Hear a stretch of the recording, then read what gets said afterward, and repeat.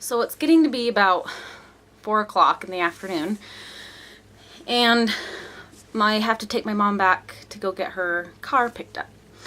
So I drop her off, I go back home, decide to just, chill out with my kids and take it easy. So we're home for maybe like 15-20 minutes, and my mom shows back up with the Tangled movie for the girls to watch. And so she was definitely inspired to come back to the house because while we're watching the movie, the lightheadedness comes back on full force. And also what was happening with that was this started at my mom's, but my right leg was hurting really, really bad right behind my knee, and then I would get like a shooting pain down my calf, and then like a shooting pain up my thigh, and it was just hurting really bad no matter if I sat still or if I stayed straight off of it, like on a couch with my feet up, I did okay. But as soon as I stood up or like sat in a chair position, it got really bad. So we're watching the movie, and the lightheadedness just keeps coming and coming and coming. And my whole body just felt really weird, like it just didn't feel right. And so we're sitting there, and I decided, well, it was like 5:30, so my doctor wasn't even in the office. So I called the on-call doctor at the hospital. They paged her, tried to get, to have her call me back. It took her almost 2 hours to finally call me back, and I had tried calling 3 times in those 2 hours to get her to call me back. And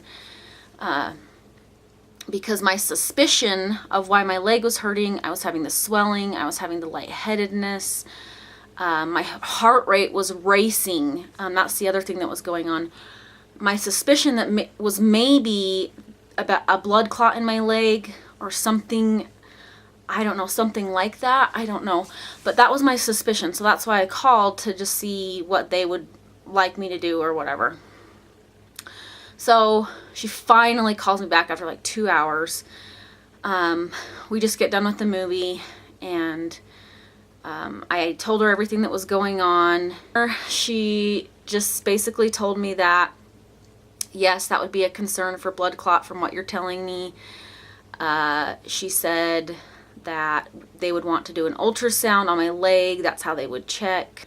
Then she just said basically to just kind of take it easy that night. And this was Thursday.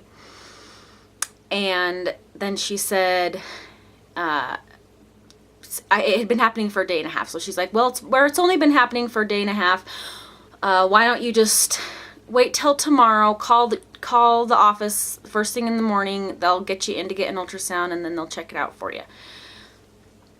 She says, otherwise, if it gets progressively worse through the night, like if you get chest pain or shortness of breath, then definitely go to the ER. And I was like, wait, you want me to wait until I get shortness of breath and wait till I have chest pain? I thought that very strange, which would mean if I did have a blood clot, it had moved to my lungs. That's what she was telling me. I was like, why would I wait till that happens? So she ends the conversation with that. And at first I was like, okay, I think I can just wait till tomorrow. Maybe I'll just do that because I don't want to pay for an ER visit if I don't absolutely have to. And I don't know, it hit, probably another hour went by, and I just kept thinking about it. I was like, you know what, something's telling me that I should go now. I don't feel real comfortable with waiting till tomorrow, because it could be hours and hours before they get me in for an ultrasound. So I told my mom, I says, I think we just need to go. I have a bad feeling about waiting, especially where I have 2 lives to worry about. And so we get the girls together, we head to the hospital, just the local hospital, so I didn't have to drive the half hour. And they get me in the ER, they get me hooked up to a heart, the little sticky node things that they do for your heart rate. They put those on me. They put me on oxygen because my lightheadedness would just not go away. And put me on oxygen, kept checking my blood pressure. My blood pressure was actually pretty good. And they kind of just monitored me for a while. They paged the labor and delivery nurse just to see if they wanted to move me over there. So I was in there for, I don't know, maybe not quite an hour, where they monitored me in the ER, and my mom went and took the girls for dinner, and then while they were gone, they decided to move me over to labor and delivery because they wanted to be able to rule out anything pregnancy related. So they moved me over there. I'm sorry, you guys, this is going to be so long. I apologize, but it's like I said, I can't not tell you what went on. So they moved me over to labor and delivery, and so that they could hook me up to the monitors and everything. They put the monitors on me, and the baby's heart rate was really good. While I was sitting there and they had the monitors on me, and the nurse was just asking me all the questions because they didn't have any of my information at this hospital, so they had to start all over, put all my information in there. And while she's doing that, I was contracting every 2 minutes, and which was new because that hadn't been going on that day. So I was contracting every 2 minutes, and they were uncomfortable for sure. So she finishes that. She talks to the doctor. He says to put me on the IV to see if it doesn't calm down my contractions with some fluid. And they had me take one of my nifedipines that I already had with me. And so I did that.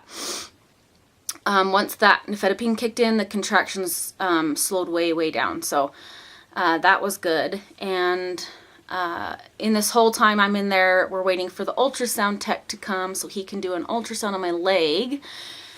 And he finally gets there, like, super late. It took him forever to come. And basically just put gel all over your leg, and they just check from your groin clear to your ankle, just run down with the transponder of the ultrasound to look for blood clots. So that's what he did, and it was painful because they have to, once they reach a certain, each spot in the vein, they press really hard to get a really good image and then release, and then they just do that all the way down your leg, and it hurts so bad. It was so tender. So he did that, did my whole leg, got done. By that time, the doctor had gotten there. He came in, and he told me that the ultrasound looked good. There was no blood clots, which I was so relieved. I was so worried about it. And that's exactly what I want to hear. I did not want to worry about a blood clot because they're very scary. So, honestly, just the conclusion was, he didn't really say, but basically what it was is that the baby's obviously just in a position that's really hindering my circulation in my legs. And the lightheadedness, they really couldn't even give me an answer of why I was having that so bad. So, I don't know. I really didn't get many answers at all, if any. So, but I was glad I went. I was glad I went and got it checked out because I just know of a lot of people with blood clot situation. They're very scary. So, I just didn't want to take any chances, obviously. So they finally discharged me with not on bed rest, but to just basically rest as much as possible and very limited activity.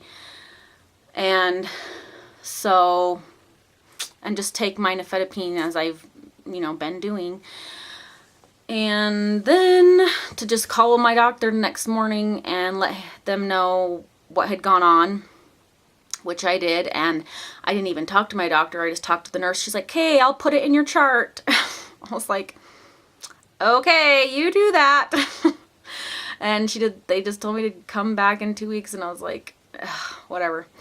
So I did that, and I stayed home that night by myself. My girls stayed with my sister, and I'd let my husband know everything that was going on while we were there, and he was really worried, and he was coming home actually the next Friday morning, so he was going to be home that next morning. So he got home, and I just, yeah, I felt like garbage. So anyway, that was my extremely eventful week. Not welcome, but very eventful. And I guess I'll find out more about what my doctor thinks on my next appointment. Hopefully he's actually, you know, coherent the next time I go in there. And that he pays more attention, because I don't want to do that again. And so far I'm kind of like a toss-up right now, because yes, I'm supposed to rest a lot, and I actually can't even stand for like more than 3 minutes without my leg, actually both legs now, just in extreme pain. So I can't stand long enough to cook dinner or pretty much do any chores. It's really irritating. And so I'm either resting or like standing for very short periods of time. That's all I'm doing. And it's kind of hard because obviously with my circulation being so compromised, basically, that resting too much, like staying sedentary for too long, does get risky with blood clots. So it's like I have to find a fine balance, you know. Anyway, enough rambling. That was the longest, most boring update.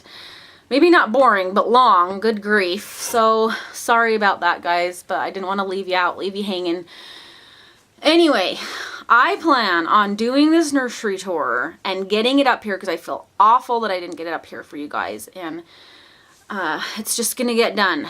And I'll probably do my hospital bags too, because obviously I need to get those packed really quick. So until next time, guys, I will talk to you then. Hopefully nothing crazy goes on. And we will see you next week. Bye.